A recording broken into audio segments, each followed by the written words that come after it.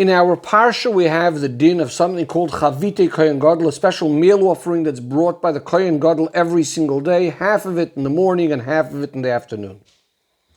What happens if the Kohen Gadol passed away and there was no new Kohen Gadol appointed yet? This mincha still needs to be brought, but there's a machloikas in the Mishnah.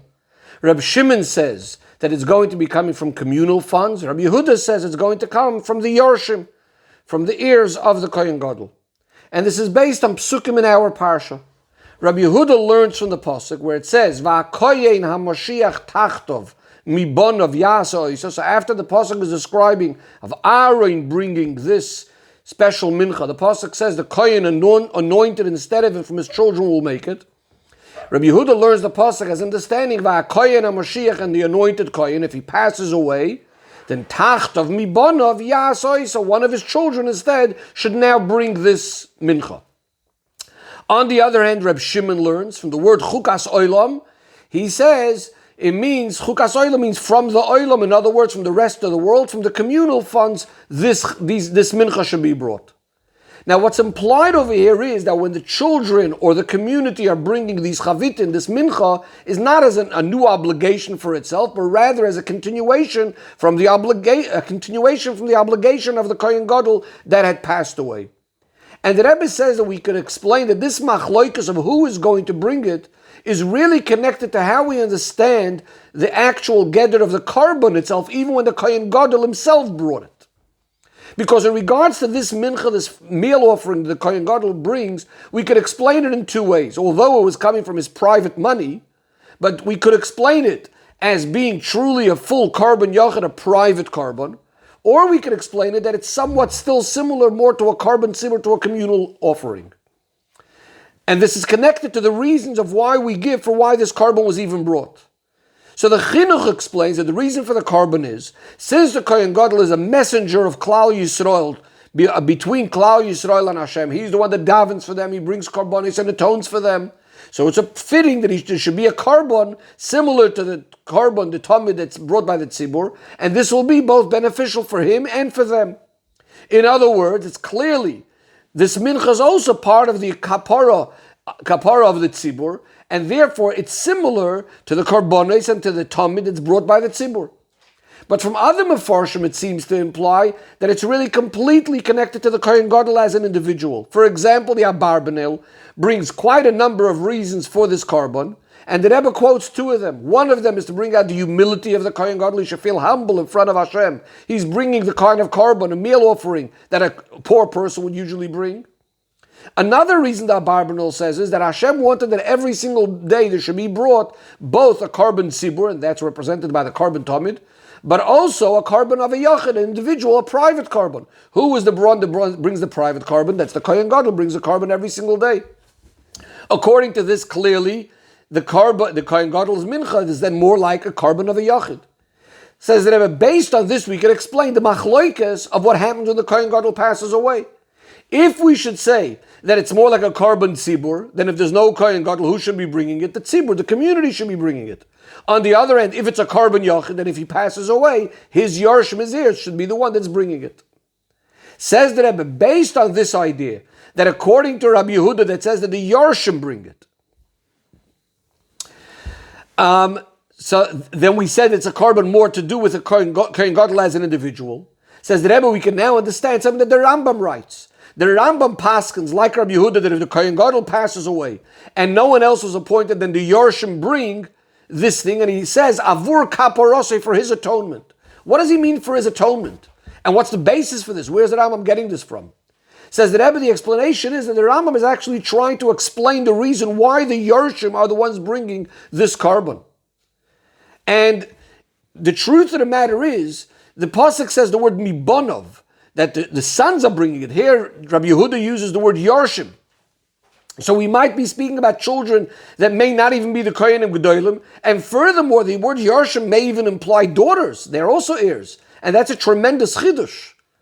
Where are we getting that from? This is why the Rambam says, since it's coming for a kapara for the Kohen Gadol, that means it's not their carbon, it's not the children's carbon, it's the carbon for their father. And therefore, any of the yarshim could bring it. Now, based on this whole idea, this explanation, whether it's a carbon yachid or a carbon tzibur, we can now also start understanding the Rashi on these psukim. Rashi quotes these words that we quoted before about a kohen that's Hamoshiach Tachtov Mibonov, the one that's anointed instead of him from his children. And Rashi says, he switches the words. He says Hamoshiach Mibonov, the one that's anointed from his children instead of him. What did Rashi just add? What did he just explain?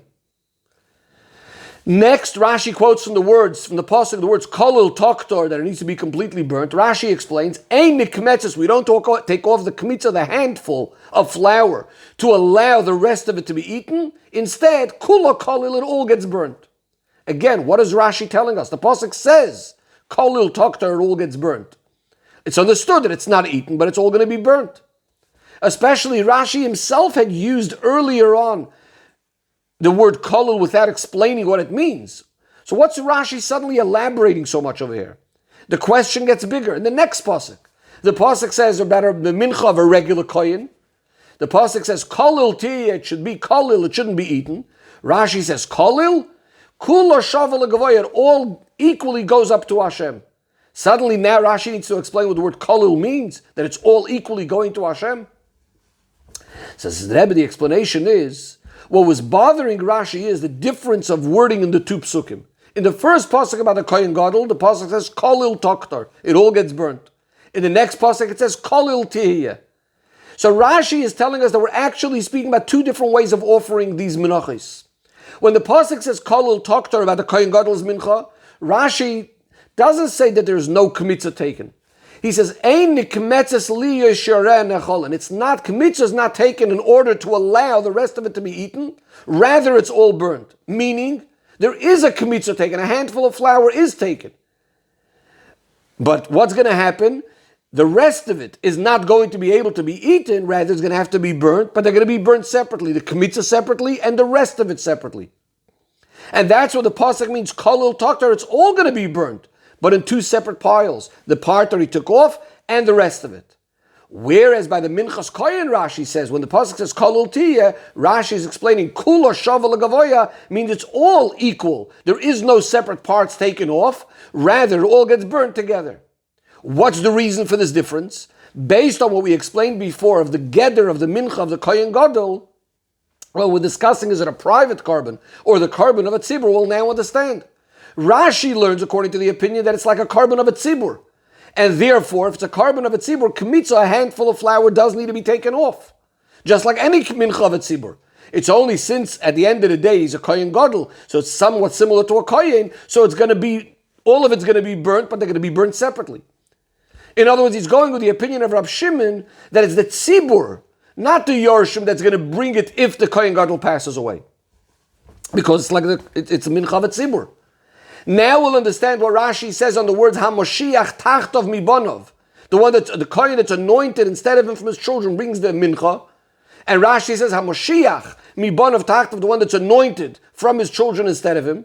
Why is he saying these words? Because Rashi specifically wants to negate the pshata we said before from Rabbi Yehuda that was trying to learn from, that was learning from these words, that it means that we learn HaKohen HaMashiach means that the kohen passed away. And now, his children, his heirs, are going to be bringing the carbon. Rashi is saying, no, that's not the pshat of our pasuk. Our pasuk is not speaking about a kohen gadol that passed away. The kohen gadol is simply, the pasuk is simply saying that the kohen gadol that comes after Aaron is the one that also brings these chavitin every single day. Says the Rebbe, according to all of this, that there's a difference between Rabbi Yehuda and Rabbi Shimon, whether it's similar to a carbon tzibur or a carbon yachid, we can now understand another point. By Aaron, it says that this mincha is going to be a mincha tamid. He has to bring it every single day. So how do we know this now regarding every other kohen gadol? So according to Rabbi Yehuda learns it from extra words in the pasuk. Extra chukas oilam tells us that it has to be brought every single day. According to Rabbi Shimon, we don't need a special limud for this. Why is that? Because basically all of the avodas that are done in a constant way, a tamid in the Beis HaMikdash, are always connected with the tzibur, with the community. Because the tzibur is something that's constant, continues. As the halacha says, tzibur lo yimeis, the tzibur never dies. Therefore, if the mincha of the kohen gadol is a matter of a tzibur, as we were explaining Rab Shimon's opinion, so obviously then the svara tells us it's going to be every single day. Whereas according to Rabbi Yehuda, that it's like a carbon yachid, There now we need a special limud. Now we need to have a special limud to tell us, nevertheless, it's brought every single day. Not only Aaron's brought every day, but every Kohen Gadol needs to bring it every day. The Rebbe takes it a step further. When there's a chiyuv that the tzibur has to do in a consistent way, a constant way, it's not as if every single day there's a new chiyuv. But like we explained that the tzibur is something that continues all the time, tzibur loy meis, so to the chiyuvim of the tzibur, the karbanos that are brought every day, is like one long chiyuv that just continues on and on. So now applying that to the mincha of the Kohen Gadol, if we learn that it's like a carbon of a tzibur, that means there's one chiyuv that started the day that he was anointed, the day the Kohen Gadol starts his avodah, and then it continues every single day. But if it's a carbon yachid, by a yachid, there isn't this idea of that he's tummy, that he's all the time there, like by the tzibur that we say tzibur loy meis. So then when the pasuk says that it's a minchas tamid, it means every single day there's like a new obligation to do it. And what is this new obligation, and how is it connected to the idea when the pasuk says that it's the day that he's anointed, that's when you bring it? So the Rebbe says, we have a Teiras Kohanim, interesting Teiras Kohanim. The Teiras Kohanim says, on the pasuk, Zeh karban Aaron b'yomi mashach leisei, says the Teiras Kohanim, so maybe it only means on the day he's anointed. So the Teiras Kohanim says, that's why it says mincha tamid. So then the Teiras Kohanim says, so why does it say b'yomi mashach leisei? Because it means from the day he's anointed forever. Now the question is, what did the Teiras Kohanim just say from the day he's anointed until ever? That's why you need to say b'yomi mashach leisei. Obviously, if it says minchas tamid, it means when he starts doing his avodah and forever. But the pshat is that the Teiras Kohanim is telling us that the gather of this carbon is that every single day, it's as if the day he was anointed. In other words, every day he's bringing it. Why? Because as if it's a new anointment of today. That's why he's bringing the mincha. It's a new chinuch today. And this says the Rebbe fits very much with what Likutei Torah says. In Likutei Torah, the Alter Rebbe says, why does it say b'yomi mashach on the day that he's anointed? Seemingly it should have said miyomi mashach, from the day he's anointed onwards. But the pshat is that every single day there's like the same sort of gilui, the same sort of powerful gilui, like the first day when he was anointed as the Kohen Gadol.